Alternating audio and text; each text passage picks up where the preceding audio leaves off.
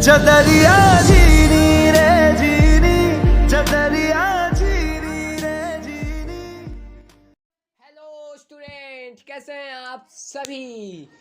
तो I hope आप लोग मस्त स्वस्थ जबरदस्त एकदम टकाटक होंगे और आपकी पढ़ाई लिखाई बहुत ही अच्छे पूर्वक चल रही होगी।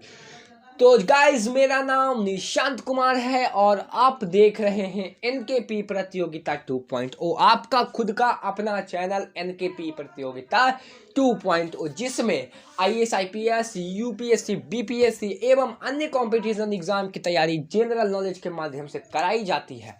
और डेफिनेटली इस चैनल के माध्यम से आपको कुछ हर रोज नया सीखने को जरूर मिल रहा होगा। तो हमारा सामान्य ज्ञान प्रश्न कुछ इस प्रकार से है। तो हम सामान्य ज्ञान प्रश्न को क्यों ऐसे बता करके चले जाएंगे कि आपको पता भी नहीं चलेगा और सामान्य ज्ञान पूरी तरह से खत्म हो जाएगा। तो हमारा पहला प्रश्न है कि शिवाजी से लड़ने के लिए जय सिंह को किस मुगल शासक ने भेजा था। औरंगजेब इसका बिल्कुल सही उत्तर हो जाएगा। शिवाजी के मंत्रिमंडल को क्या कहा जाता था। तो अष्टप्रधान बिल्कुल विकल्प सही होगा। अगला प्रश्न, शिवाजी का राज्य अभिषेक कहाँ हुआ था। तो रायगढ़ इसका विकल्प बिल्कुल सही उत्तर हो जाएगा।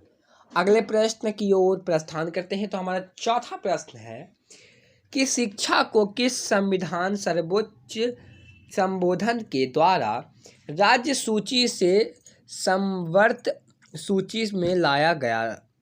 तो 42वां संविधान सभा। शाहजहां का प्रसिद्ध दख्ताउन 1739 में कौन से लाया गया था। तो फारसी आक्रमण नारदी शाह, इसका नारदी शाह इसका बिल्कुल सही उत्तर हो जाएगा।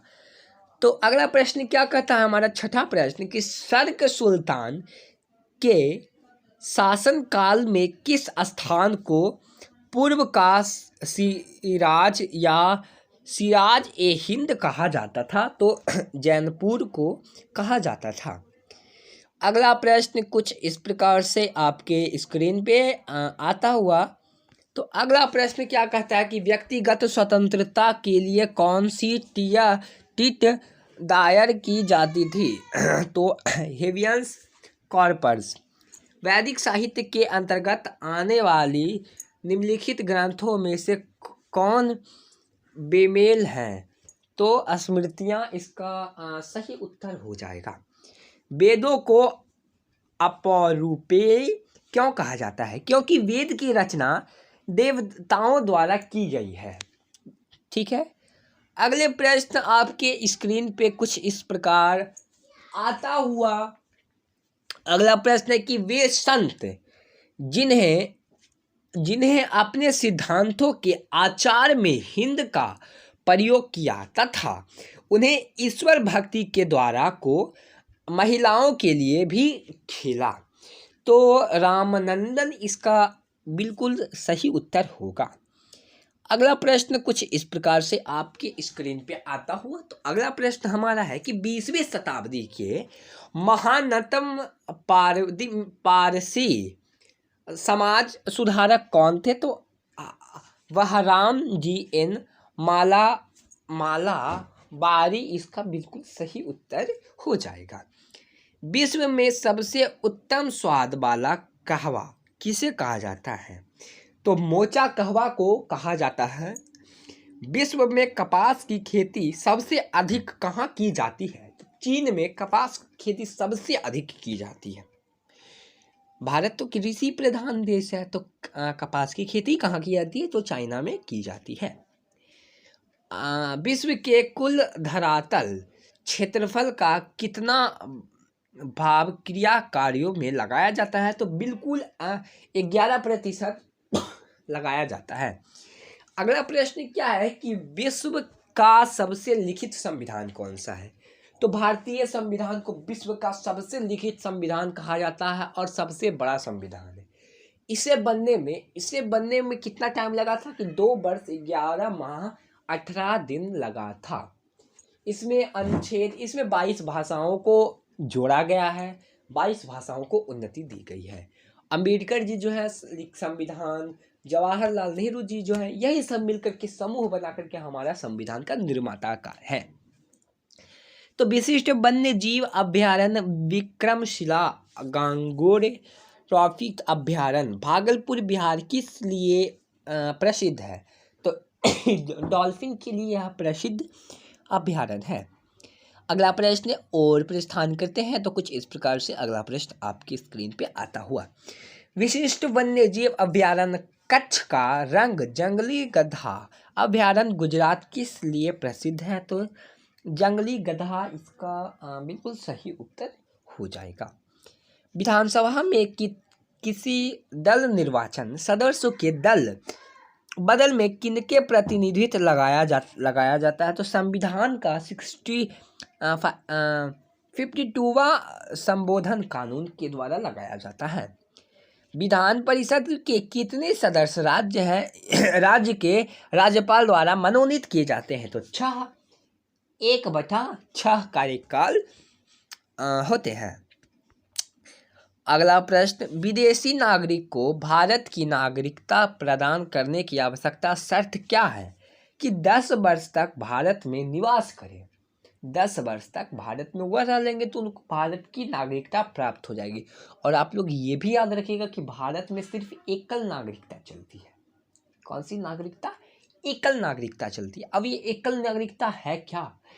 तो ये जो है, मान लीजिए मेरे पास अमेरिका का भी नागरिकता है, ठीक है, और मेरे पास भारत का भी नागरिकता है। तो भारत यह मंजूर नहीं करेगा कि आप लोग यहाँ के नागरिक नहीं हैं। वो सिर्फ भारत यही मंजूर करता है कि आप लोगों को सिर्फ और सिर्फ भारत का नागरिकता प्राप्त है, ठीक है। अमेरिका का भी आप नागरिकता ले लीजिए और भारत का भी, तो ऐसा बिल्कुल नहीं होगा। नेपाल का एग्जाम्पल ले लेते हैं कि नेपाल का यदि आपके पास नागरिकता भारत का भी है तो भारत यह मंजूर नहीं करेगा।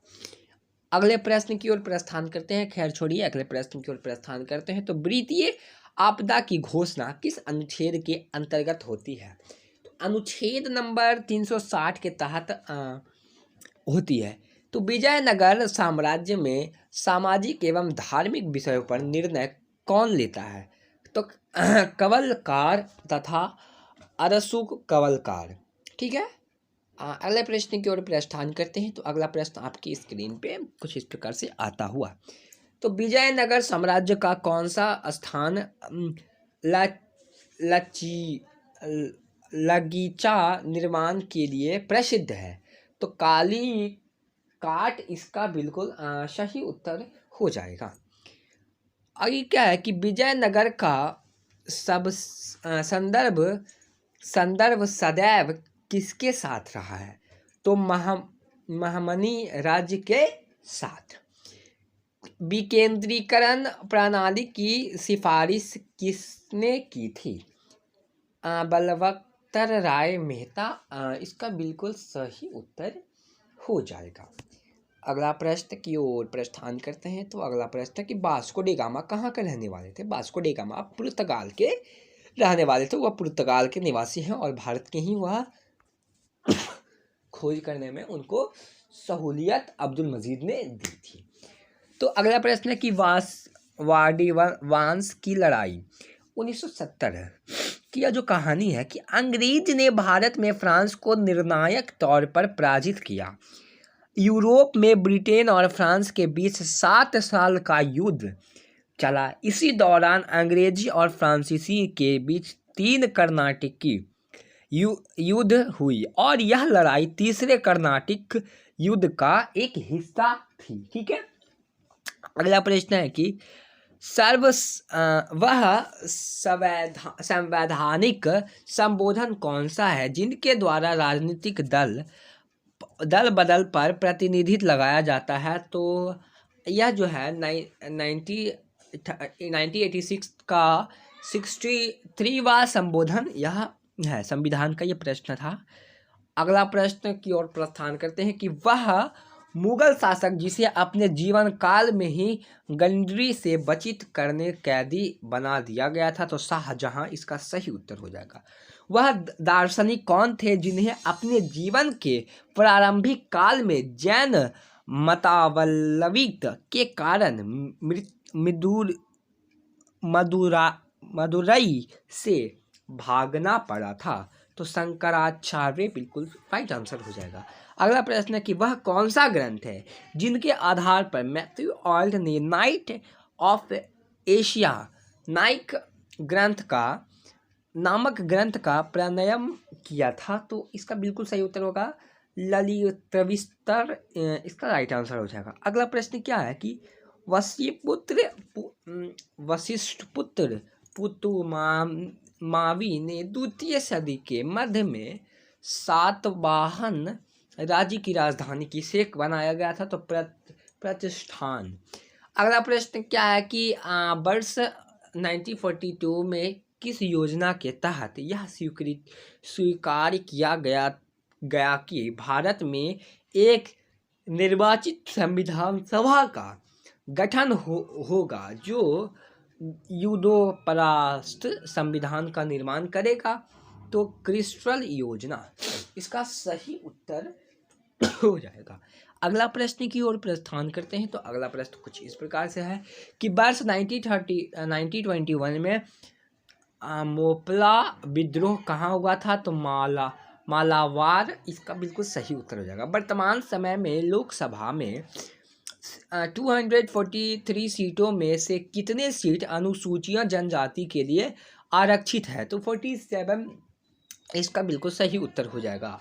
वर्तमान में सर्वोच्च न्यायालय में मुख्य न्यायाधीश सहित न्यायाधीशों की कुल संख्या कितनी है? तो 31, इसका सही उत्तर हो जाएगा। अगला प्रश्न की ओर प्रस्थान करते हैं। तो अगला प्रश्न कुछ इस प्रकार से है कि वर्तमान में राज्यसभा सदस्यों की संख्या कितनी है? तो 200 कितना है? 45, इसका सही उत्तर हो जाएगा। बरकारी धर्म की स्थापना किसने की थी? तुकाराम, इसका बिल्कुल सही हो जाएगा। लोधी वंश की स्थापना किसने की? बल्लोल लोधी, इसका बिल्कुल सही उत्तर हो जाएगा। अगला प्रश्न की ओर प्रस्थान करते हैं। तो लोकसभा व राज्यसभा की संयुक्त बैठक कब हुई थी? तो लोकसभा एवं राज्यसभा में मतभेद होने पर यह बैठक की गई थी। लोकसभा महासचिव की नियुक्ति कौन करता है? तो अध्यक्ष, इसका सही उत्तर हो जाएगा। और अगला प्रश्न की ओर प्रस्थान करते हैं। तो लोकसभा के सदस्यों के निर्यात से संबंधित प्रश्नों का निर्णय कौन करता है? तो लोकसभा अध्यक्ष। लोकसभा का सदस्य बनने के लिए न्यूनतम आयु कितना होना चाहिए? तो 25 वर्ष, इसका सही उत्तर हो जाएगा। लोकसभा एवं राज्यसभा के संयुक्त अधिवेशन के लिए प्रावधान संविधान के किस अनुच्छेद में किया गया है? तो अनुच्छेद नंबर 108। अगला प्रश्न क्या है कि लोक नैतिक की जांच करने वाले को क्या कहते हैं? तो मुहतासिब, इसका बिल्कुल सही उत्तर हो जाएगा। अगला प्रश्न है कि लोक लेखा समिति में लोकसभा एवं राज्यसभा के क्रमशः कितने सदस्य होते हैं? तो 157, इसका बिल्कुल सही उत्तर हो जाएगा। लॉर्ड पैट्रिल के कार्यकाल में पारित पंजाब ट्रेनिक्स एक्ट का प्रमुख उद्देश्य क्या था? तो कृषकों के दखल अधिकारों की सुरक्षा करना इनका कर्तव्य था।